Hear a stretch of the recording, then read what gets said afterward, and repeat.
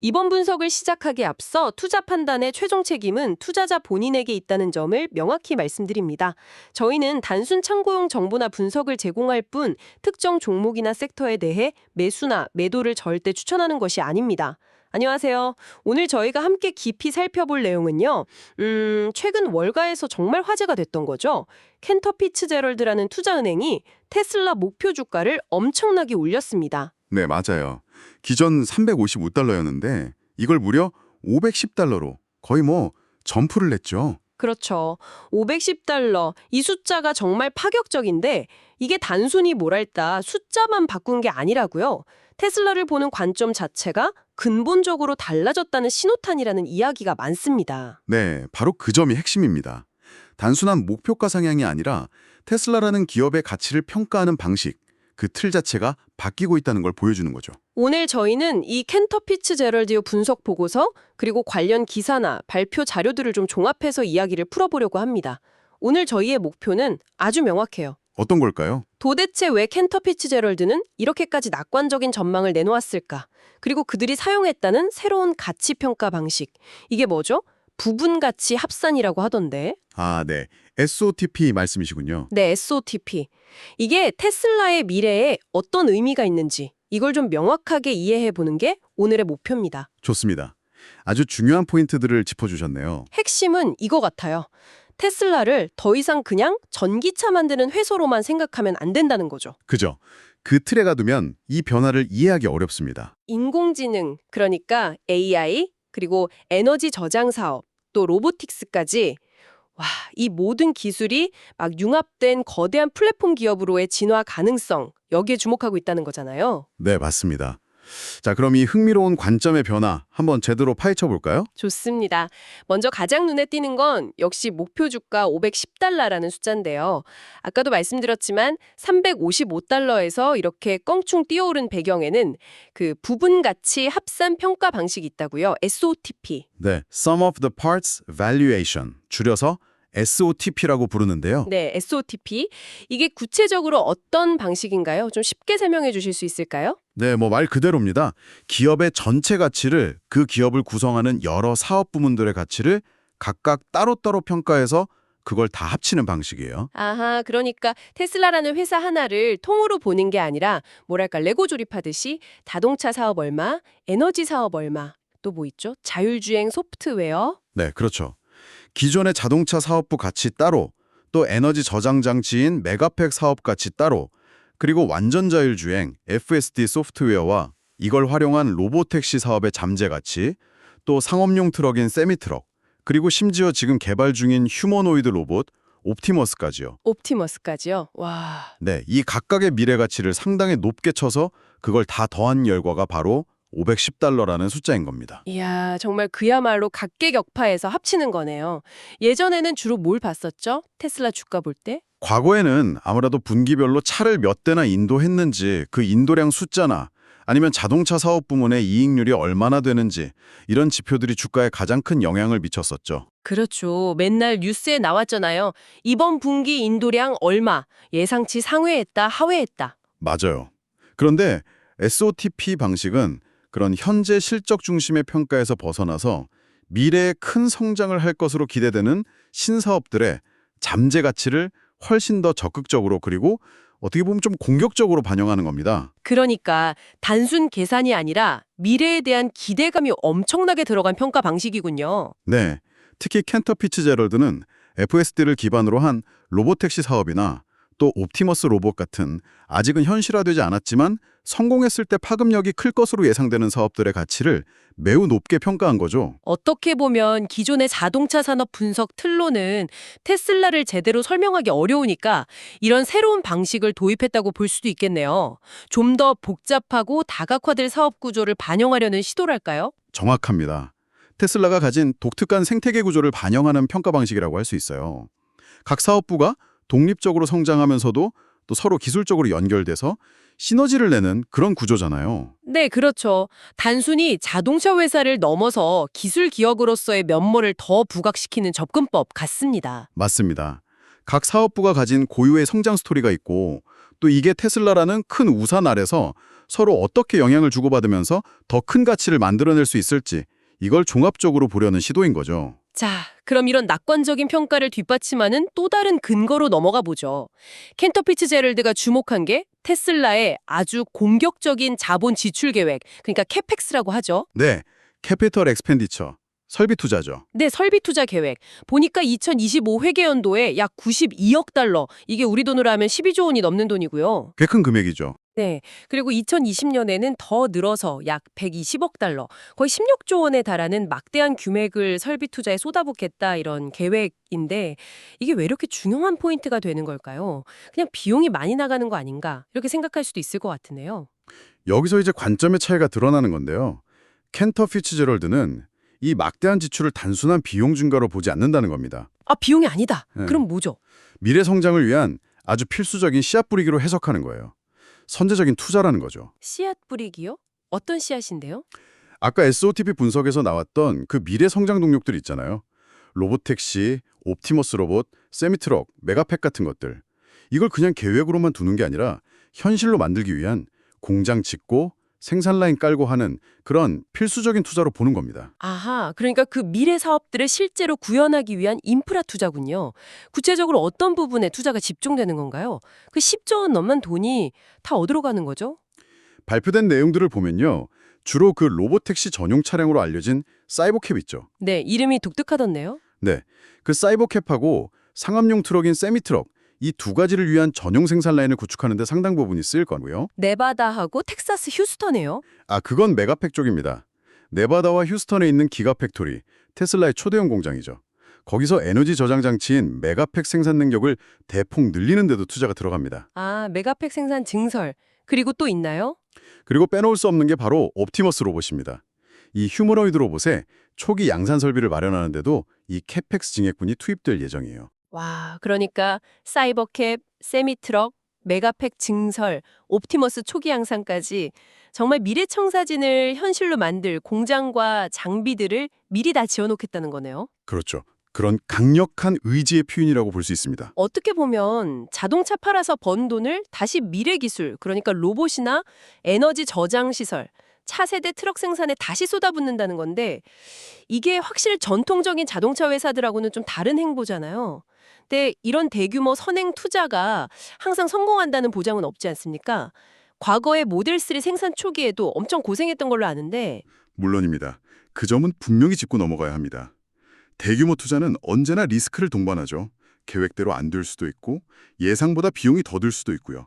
모델 3 때처럼 생산 지옥, 프로덕션 헬을 겪을 수도 있습니다. 그렇죠. 하지만 켄터 피츠제럴드의 관점은 이 투자가 단기적인 리스크에도 불구하고 테슬라가 구상하는 더 큰 그림, 즉 성장의 선순환 구조로 만들기 위한 아주 전략적인 행보라는 데 초점이 맞춰져 있습니다. 성장의 선순환 구조요? 그게 구체적으로 어떤 의미죠? 현재 자동차 사업 등에서 벌어들이는 현금 흐름을 미래에 훨씬 더 큰 현금 흐름을 창출할 가능성이 있는 고수익 사업 영역, 예를 들면 로보택시 서비스나 로봇 활용 같은 분야에 재투자한다는 거죠. 아, 돈 벌어서 그걸로 더 큰 돈을 벌 수 있는 곳에 다시 투자한다. 네.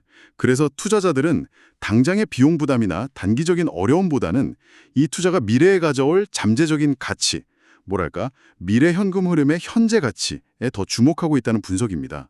그리고 켄터 피츠제럴드는 그 잠재력을 아주 높게 평가한 것이고요. 단기적인 위험보다는 장기적인 성장 가능성에 베팅한 분석이다. 이렇게 정리할 수 있겠네요. 네, 그렇습니다. 자, 그렇다면 그 미래 성장 동력들 이제 하나씩 좀 더 자세히 들여다보겠습니다. 이게 정말 흥미로운 부분인데요. 먼저 사이버캡입니다. 아까 잠깐 언급됐는데 이름부터 정말 독특해요. 운전대나 페달이 아예 없다고요? 네, 맞습니다. 컨셉 자체가 완전 자율주행을 전제로 설계된 2인승 로보택시 전용 차량입니다. 2인승요? 네, 디자인 컨셉 이미지 나온 걸 보면 정말 미래지향적이죠. 2026 2분기부터 본격적인 생산에 들어가는 것을 목표로 하고 있다고 알려져 있습니다. 2020년 2분기 얼마 안 남았네요.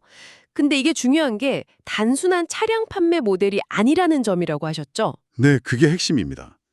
사이버캡은 테슬라가 하드웨어 제조사를 넘어서 서비스 플랫폼 기업으로 전환하는 데 있어서 아주 중요한 역할을 할 것으로 기대되는 모델이에요. 차량 판매가 아니라면 어떤 방식으로 수익을 낸다는 거죠? 테슬라의 강점인 완전 자율주행, FSD 소프트웨어를 기반으로 해서요. 서비스로서의 이동수단, 영어로는 마스라고 하죠. Mobility as a Service. 아, 마스요. 들어본 것 같아요. 네, 이 마스 플랫폼 사업으로 본격적으로 뛰어들겠다는 신호탄입니다. 즉, 테슬라가 직접 이 사이버캡 차량들을 이용해서 로보택시 서비스를 운영하거나 아니면 다른 사업자들이 테슬라 플랫폼 위에서 로보택시 사업을 할 수 있도록 제공하는 거죠. 아, 직접 운영하거나 플랫폼을 제공하거나. 그렇죠. 이렇게 되면 차량 한 대 팔아서 얻는 일회성 수익이 아니라 서비스 이용료나 플랫폼 수수료 같은 지속적이고 또 마진율도 훨씬 높은 서비스 수익을 창출할 수 있게 되는 겁니다. 마치 소프트웨어 구독 모델처럼요? 한번 구축해 놓으면 계속 돈이 들어오는 구조. 네, 비슷한 개념으로 볼 수 있습니다. 하드웨어 사이버캡 위에 소프트웨어, FST와 서비스, 로보택시 운행 또는 플랫폼을 얹어서 지속적인 수익을 만들어내겠다. 그야말로 플랫폼 비즈니스의 전용이라고 할 수 있죠. 정말 그 그림이 그려지면 엄청난데요. 그런데 여기서 또 질문이 생깁니다. FSD 기술, 이게 아직 레벨 4나 레벨 5 같은 완전 자율주행 단계에 도달했다고 보기는 어렵잖아요. 그리고 각 나라마다 규제 문제도 아직 해결되지 않았고요. 그런데 2026년에 로보택시를 상용화한다? 이건 좀 너무 낙관적인 전망 아닌가요? 바로 그 지점이 아마 테슬라의 미래를 보는 시각이 가장 첨예하게 갈리는 부분일 겁니다. 그리고 테슬라가 넘어야 할 가장 큰 허들 중 하나인 것도 맞고요. 기술적인 완성도 문제, 그리고 각국 정부의 규제 승인이라는 두 가지 큰 과제가 남아있죠. 그렇죠. 기술이랑 규제 둘 다 만만치 않은데요. 그럼에도 불구하고 켄터피치 제로비 같은 분석가들은 테슬라가 결국 이 문제를 해결하고 로보택시 네트워크를 성공적으로 구축할 것으로 베팅하고 있는 겁니다. 왜냐하면 만약 이게 성공했을 때의 파급력이 워낙 크기 때문이죠. 파급력이 어느 정도길래요? 기존의 택시 시장이나 우버나 리프트 같은 차량 공유 시장을 완전히 뒤흔들 수 있는 그야말로 파괴적 혁신이 될 수 있다는 겁니다. 관련된 모빌리티 서비스 시장 규모를 보면 2034년까지 약 9,700억 달러, 우리 돈으로 계산하면 1,303조 원에 육박할 것으로 전망될 만큼 어마어마하게 크거든요. 1,300조 원이요?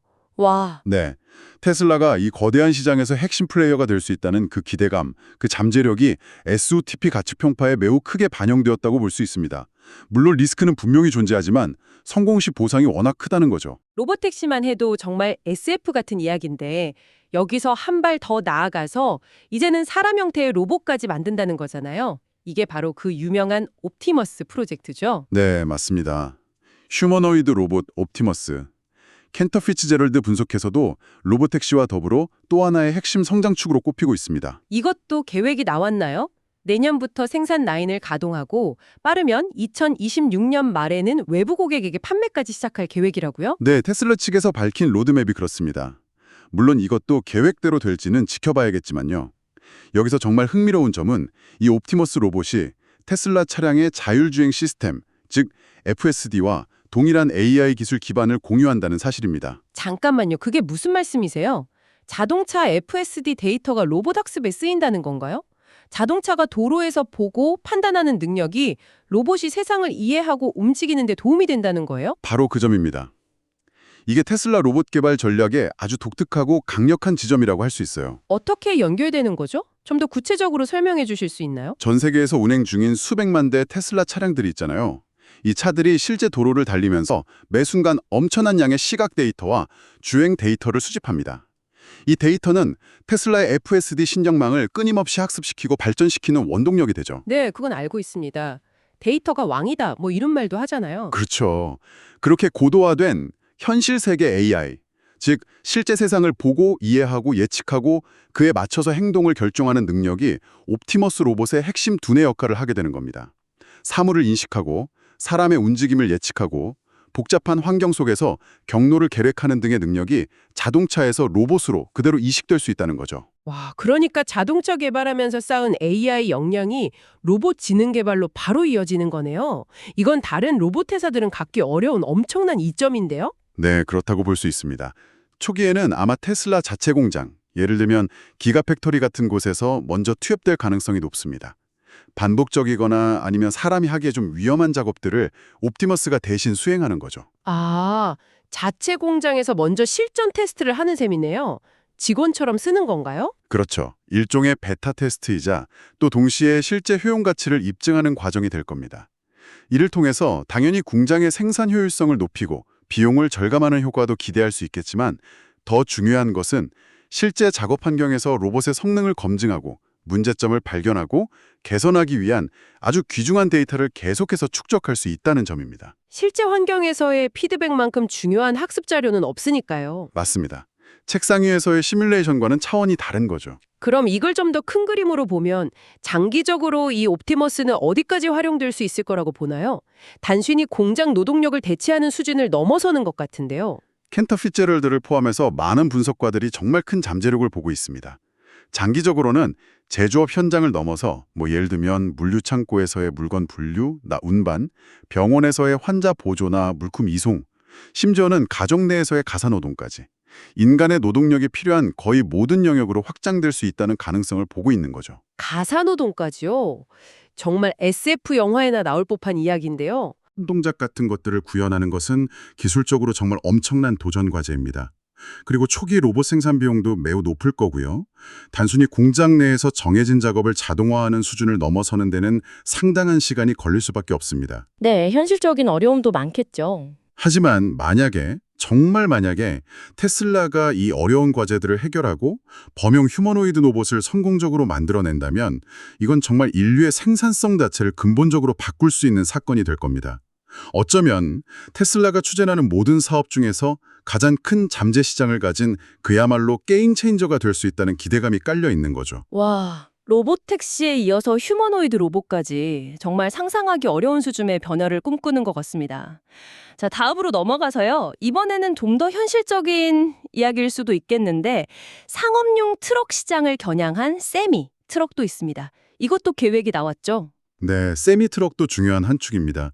2026년 대량 생산을 목표로 네바다에 전용 공장을 짓고 있다는 소식이 있었죠. 네, 맞아요. 그리고 이미 펩시코 같은 초기 고객사들이 이 세미트럭을 실제 운행하면서 꽤 긍정적인 반응을 보이고 있다는 뉴스도 나왔었고요. 네, 초기 테스트 결과들이 나오고 있죠.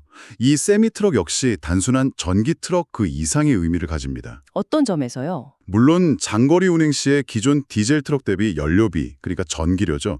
전기료 절감 효과가 크다는 점도 매우 중요합니다. 운송회사 입장에서는 비용 절감이 핵심이니까요. 하지만 테슬라가 그리는 궁극적인 목표는 여기에 FSD 기술을 적용해서 물류 운송의 효율성을 극대화하는 데 있습니다. 아, 트럭에도 FSD가 들어가는군요. 네. 장기적으로는 운전자 없이 트럭 스스로 화물을 운송하는 시나리오까지 염두에 두고 개발하고 있는 것으로 보입니다. 이게 가능해진다면 현재 많은 국가에서 겪고 있는 트럭 운전사 부족 문제를 해결하는 동시에 인건비 절감을 통해 물류 비용을 획기적으로 낮출 수 있겠죠.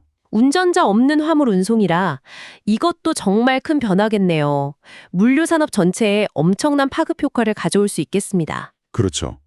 그래서 세미트럭 역시 테슬라의 미래 가치를 평가하는 데 있어서 중요한 요소로 고려되고 있습니다. 그리고 마지막으로 빼놓을 수 없는 게 바로 에너지 저장 사업, 메가팩이죠. 이건 앞서 이야기한 로보택시나 옵티머스보다는 좀 더 현재 진행형인 사업이라고 들었습니다. 이미 실질적인 성과를 내고 있다고요. 네, 맞습니다. 메가팩 사업은 이미 테슬라에게 상당한 이익을 안겨주면서 그야말로 폭발적으로 성장하고 있는 분야입니다. 어떻게 보면 지금 당장 돈을 벌어다주는 확실한 캐시카우 중 하나죠. 메가팩이 정확히 뭐 하는 건가요? 그냥 큰 배터리인가요? 네, 기본적으로는 아주 큰 배터리라고 생각하시면 됩니다. 대규모 배터리 에너지 저장 시스템, BESS, 배터리 에너지 스토리지 시스템이라고 부르는데요. 이걸 어디에 쓰냐면 주로 전력망의 안정성을 높이는 데 사용됩니다. 전력 수요가 급증할 때 저장해둔 전기를 방출해서 공급을 안정시키거나 반대로 전력 생산량이 많을 때 남는 전기를 저장하는 거죠. 아, 전력망의 버퍼 같은 역할을 하는 거군요. 네. 그리고 또 중요한 용도가 태양광이나 풍력 같은 신재생 에너지 발전소와 연계해서 사용되는 겁니다. 이런 신재생 에너지는 날씨에 따라 발전량이 들쭉날쭉하잖아요. 그때 이 메가팩이 전기를 저장했다가 필요할 때 공급해줘서 안정적인 전력 공급을 가능하게 해주는 거죠. 그렇군요. 요즘 전 세계적으로 신재생 에너지 전환이 화두니까 수요가 많겠네요. 네. 그래서 지금 전 세계적으로 메가팩 수요가 공급을 훨씬 초과하는 상황입니다. 테슬라가 만들기가 무섭게 팔려나가고 있죠. 공급이 부족할 정도군요. 네. 그래서 아까 캐펙스 이야기할 때 나왔던 휴스턴 메가팩토리 건설이 중요한 겁니다. 2020년에 이 새로운 메가팩 전용 공장이 본격적으로 가동되면 차세대 제품인 메가팩 3 생산이 시작되면서 이 공급 부족 문제가 상당 부분 해소될 것으로 기대하고 있습니다. 메가팩 3요? 성능이 더 좋아지는 건가요? 네, 자세한 스펙은 아직 공개되지 않았지만 기존 제품보다 에너지 밀도나 효율성, 비용 효율성 등이 개선될 것으로 예상됩니다.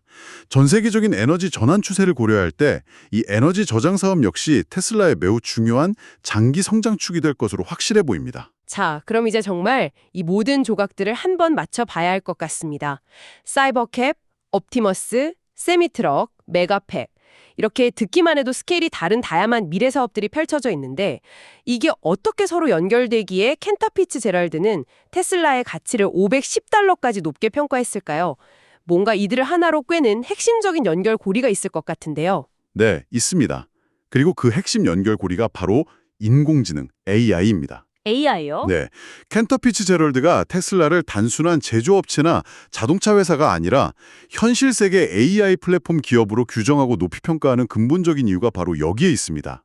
겉보기에는 자동차, 로봇, 에너지 시스템 이렇게 다 다른 사업처럼 보이지만 그 밑단에서는 AI라는 아주 강력한 중추신경망을 통해서 서로 긴밀하게 연결되고 또 서로 시너지를 창출한다는 것이죠. AI가 이들을 어떻게 그렇게 유기적으로 연결한다는 건지 조금 더 구체적인 예를 들어주실 수 있을까요? 네, 아까 옵티머스 설명할 때 잠깐 나왔던 이야기인데요. 다시 한번 예를 들어보겠습니다. 전 세계에 깔려있는 수백만 대 테슬라 차량들이 있잖아요.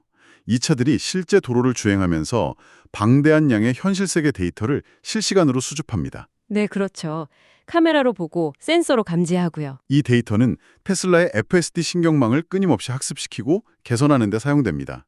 이건 뭐 다들 아시는 내용이죠. 네. 이렇게 고도화된 AI는 당연히 로보택시, 즉 사이버캡의 안전성과 효율성을 높이는데 직접적으로 기여할 겁니다. 더 똑똑하고 안전한 자율주행이 가능해지는 거죠. 그런데 여기서 그치지 않는다는 게 중요합니다. 어떻게 이어지죠? FSD를 개발하는 과정에서 축적된 핵심 역량, 예를 들면 복잡한 현실 세계의 장면을 정확하게 인지하고 시각정보 처리, 앞으로 어떤 일이 벌어질지 예측하고 예측 능력, 그 예측에 기반해서 최적의 행동을 결정하는 의사결정 및 제어, 이런 능력들이요. 이게 그대로 옵티머스 로봇의 지능으로 이식될 수 있다는 겁니다. 아, 자동차 눈으로 세상을 보고 판단하는 능력이 로봇이 집안이나 공장에서 돌아다니면서 상황을 파악하고 작업을 수행하는 능력으로 전환될 수 있다. 네, 바로 그거죠. 자동차를 위한 AI 개발 역량이 전혀 다른 형태의 하드웨어인 로봇의 범용지능 가발로 자연스럽게 이어지는 겁니다. 이게 바로 기술적인 시너지 효과죠. 정말 그렇네요. 자동차에서 얻은 데이터와 AI 기술이 로봇이라는 다른 그릇에 담겨서 그 성능을 높이는 일종의 기술적 선순환 구조라고 볼 수 있겠군요. 맞습니다. 게다가 테슬라는 이러한 AI를 구현하는 데 필요한 핵심 두뇌 역할, 즉 반도체 칩, 예를 들면 자체 개발 중인 차세대 AI 칩, HW5 같은 것들, 그 위에서 돌아가는 소프트웨어를 직접 설계하고 개발합니다. 아, 칩까지 직접 만든다고요? 네, 이건 특정 외부 기술에 종속되지 않고 핵심 기술 역량을 완전히 내재화하겠다는 전략이죠. 이렇게 되면 기술적인 시너지를 극대화하기가 훨씬 용이해집니다. 차량, 로봇, 에너지 제품 등 각 사업 부문에서 이룬 기술적인 진보가 서로에게 긍정적인 영향을 주면서 전체 테슬라 생태계의 진화를 더 빠르게 만들어가는 아주 강력한 선순환 구조를 만들 수 있는 겁니다. 하나의 사업에서 이룬 기술적인 돌파구가 다른 사업의 발전을 촉진하는 촉매제가 되는 셈이네요. 정말 흥미로운 구조입니다. 그렇죠. 켄터 피츠제럴드는 바로 이 AI 기반의 시너지와 선순환 구조의 잠재력을 매우 높게 평가한 것이라고 해석할 수 있습니다. 자, 그럼 이제 정리를 좀 해봐야 할 것 같습니다. 오늘 이야기를 종합해보면 켄터 피츠제럴드가 제시한 목표 주가 $510는요. 테슬라가 단순히 전기차를 잘 만드는 회사를 넘어서 사이버캡, 로보택시, 옵티머스 로봇, 세미트럭 상업 운송, 메가팩 에너지 같은 이런 다양한 미래지향적인 제품과 서비스를 AI라는 아주 강력한 접착제로 끈끈하게 엮어내는 그런 현실 세계 AI 플랫폼 기업으로 성공적으로 도약할 것이다 라는 아주 강한 기대감을 반영한 것이라고 볼 수 있겠네요. 네, 정확하게 핵심을 짚어주셨습니다. 각각의 성장 동력, 그러니까 로보택시 시장 자체도 엄청 크고 로봇 시장도 잠재력이 어마어마하고 에너지 시장도 그렇고 이 자체의 잠재력도 크지만 이게 다 AI를 통해서 유기적으로 결합했을 때 발휘될 그 시너지 효과는 현재 가치를 훨씬 뛰어넘을 수 있다? 이런 전망인 거고요. 네, 맞습니다. 그 시너지의 가치를 높게 평가한 거죠. 하지만 여기서 정말 강조하고 싶은 점이 있습니다. 우리가 지금까지 이야기한 것은 켄터 피츠제럴드의 분석에 기반한 테슬라의 장밋빛 비전에 대한 이야기였잖아요. 네, 그렇죠. 상당히 긍정적인 시나리오였죠. 그런데 이 비전이 현실화되기까지는 넘어야 할 산이 정말 많다는 것을 절대 잊어서는 안 됩니다. 어떤 어려움들이 있을까요? 우선 기술적인 난관들이 여전히 존재합니다. 완전 자율주행 기술, FSD라 정말 인간 운전자 없이도 안전하게 운행할 수 있는 레벨 5 수준에 언제 도달할 수 있을지 이건 아직도 불확실합니다. 그리고 옵티머스 같은 복잡한 휴머노이드 로봇을 안정적으로 또 대량으로 생산하는 과정에서도 분명 예상치 못한 기술적, 공학적 문제들이 발생할 수 있고요. 사이버캡이나 세미트럭 같은 완전히 새로운 형태의 차량 역시 마찬가지입니다. 네, 대량 생산이라는 게 항상 어려운 문제죠. 그리고 또 하나, 각국 정부의 규제라는 아주 큰 변수가 있습니다. 특히 자율주행차나 로봇 같은 신기술은 안전 문제와 직결되기 때문에 각국 정부가 매우 신중하게 접근할 수밖에 없거든요. 규제 승인이 늦어지거나 예상치 못한 규제가 생길 수도 있습니다. 아, 규제 리스크도 무시할 수 없겠네요. 마지막으로 경쟁 환경도 점점 치열해지고 있습니다.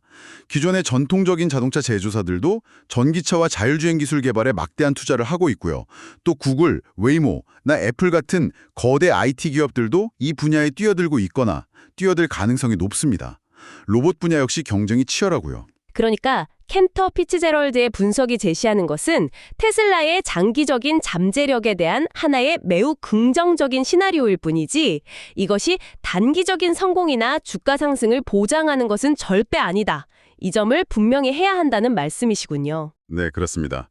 그들의 분석은 테슬라가 가진 혁신적인 아이디어와 미래 성장 가능성에 대한 깊은 통찰을 담고 있는 것은 분명하지만 이것이 현실로 구현되는 과정에는 수많은 위험과 불확실성이 내재되어 있다는 점을 투자자 여러분께서는 반드시 인지하셔야 합니다.